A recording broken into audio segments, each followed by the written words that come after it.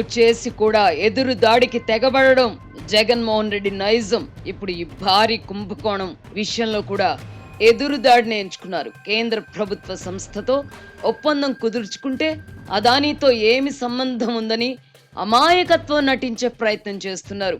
జగన్మోహన్ రెడ్డి తన రోత మీడియా ద్వారా ఈ మేరకు ప్రచారం చేసుకుంటున్నారు. అదానీ, అజూర్ కంపెనీలతో ఒప్పందం కుదుర్చుకున్న సెకీ ఇతర రాష్ట్ర ప్రభుత్వాలతో ఎందుకు కుదుర్చుకోలేకపోయింది? జగన్ రెడ్డి ప్రభుత్వం అప్పటికే పిలిచిన టెండర్లను రద్దు చేసి మరి సెకీతో ఒప్పందం ఎందుకు కుదుర్చుకుంది? ట్రాన్స్మిషన్ నష్టాలు, ట్రాన్స్మిషన్ ఛార్జీలను అదనంగా చెల్లించడానికి మంత్రి మండలి ఆమోద ముద్ర లభించిందా? రాష్ట్ర ప్రభుత్వం పిలిచిన టెండర్లలో పాల్గొన్న వారు యూనిట్ ₹2.49 ఇవ్వడానికి ముందుకు రావడంతో అదానీ కూడా సెకీతో అంతకుముందు ₹2.92 ఒప్పందం కుదుర్చుకుని కూడా ₹2.49 సరఫరా చేయడానికి సంప్రదింపులు జరపడం నిజం కాదా? పీపీఏ కుదిరిన నాటికి అదానీ కంపెనీ విద్యుత్ ఉత్పత్తి ప్రారంభించకపోవడం నిజం కాదా? ఇంతా చేసి ఈ ఏడాది సెప్టెంబర్ నుంచి 3000 మెగావాట్లు సరఫరా చేయాల్సిన అదానీ కంపెనీ ఇంకా ఉత్పత్తి కూడా ప్రారంభించకపోవడం విశేషం. సెకీతో ఒప్పందం కుదుర్చుకున్న అజూర్ కంపెనీ మధ్యలో ఎందుకు మాయమైంది?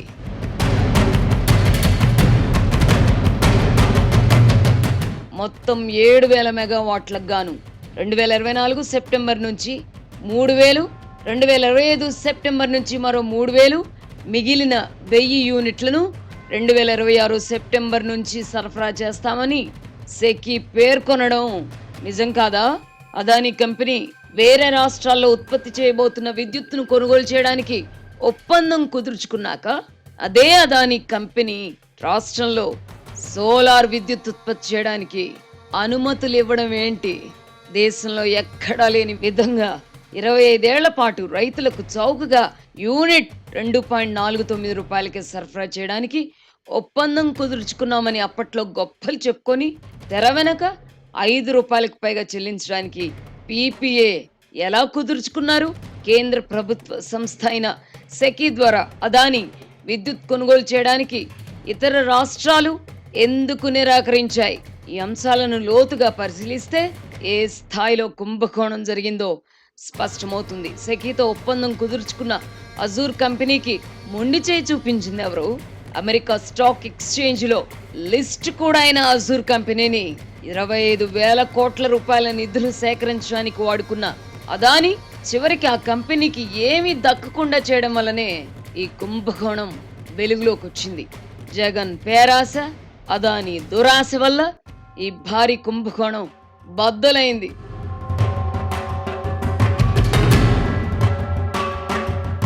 సాగర్ అదానీ ఫోన్ లభించి ఉండకపోతే అమెరికా ఏజెన్సీలు కూడా ఈ పాపాల పుట్టను ఛేదించుండేవి కావు.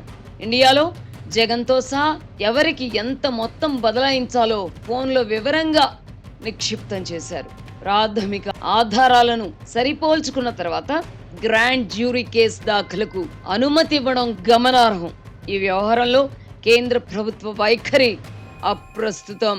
అదానీ కంపెనీ నుంచే 7,000 మెగావాట్ల విద్యుత్ కొనుగోలు చేయడానికి ఒప్పందం కుదుర్చుకోవడం ద్వారా ఆంధ్రప్రదేశ్ రాష్ట్రం నష్టపోతున్నది.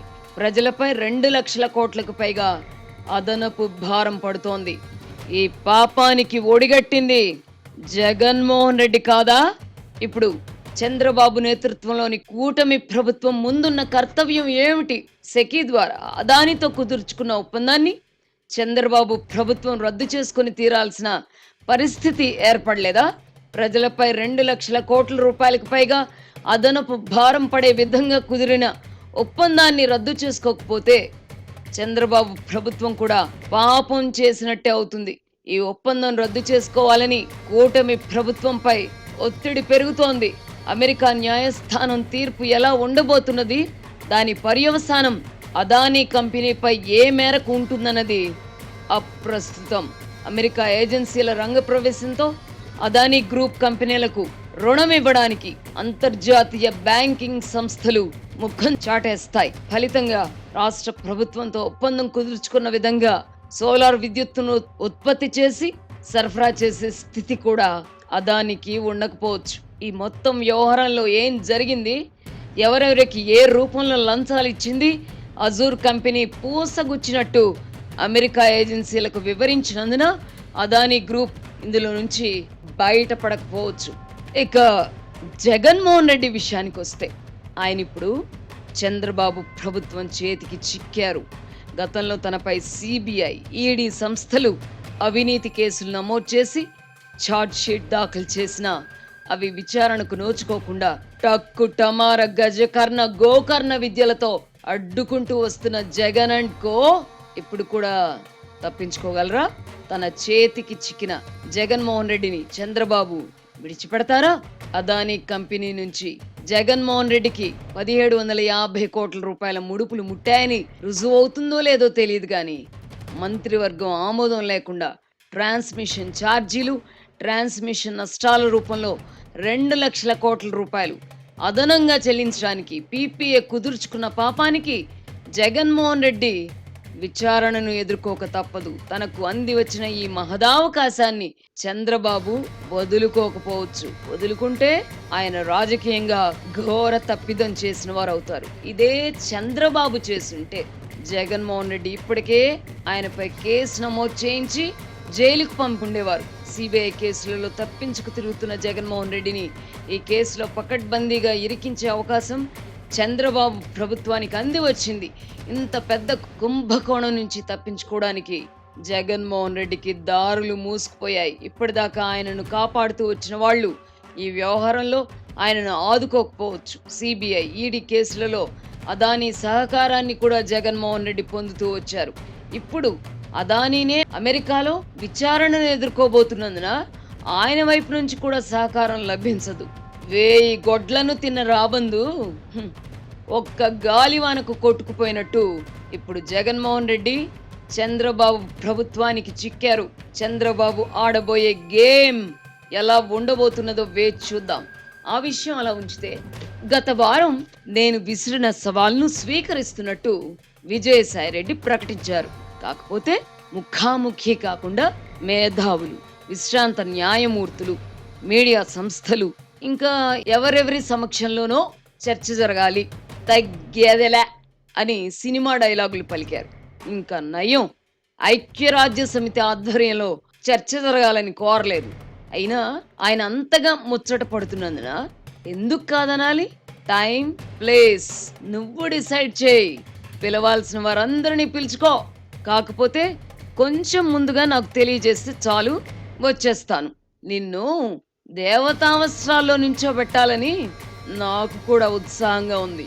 ఇంతవరకు నాకు అవకాశం లభించలేదు. ఇప్పుడు నువ్వే ముచ్చట పడుతున్నావు కనుక నీ నిజ స్వరూపాన్ని ప్రజలందరికీ చూపించే అవకాశం దక్కుతుంది.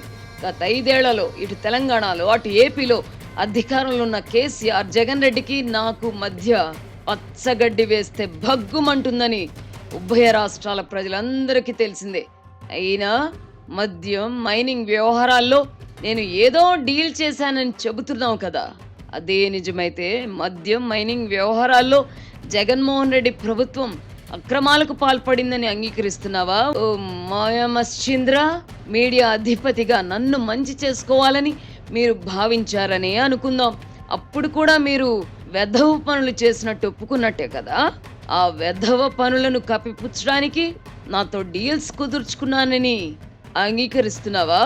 ఒక ఆడిటర్గా అనైతిక చర్యలకు పాల్పడినందుకు నీపై ఎందుకు చర్యలు తీసుకోకూడదని మీ చార్టర్డ్ అకౌంటెంట్ సంస్థ నోటీస్ ఇచ్చింది కదా, దానిపై కూడా స్టే తెచ్చుకొని తప్పించుకుంటున్నావు. వెధవ పనులు చేసి ఉండకపోతే స్టే తెచ్చుకోవడం ఎందుకో? దొంగ లెక్కలకు మారుపేరైన నువ్వు కూడా సవాళ్లు విసరడం గొప్పగా ఉంది. ఎంతైనా నీ బరి తెగింపును అభినందించాలో విజయసాయి. ఎందుకైనా మంచిది, జగన్ రెడ్డి అనుమతి తీసుకుని చర్చకు సిద్ధపడు. జగన్ ముందు కూర్చోడానికి కూడా ధైర్యం లేని నీకు తేడా వస్తే వీపు పగిలిపోయే ప్రమాదం ఉంది. Take care.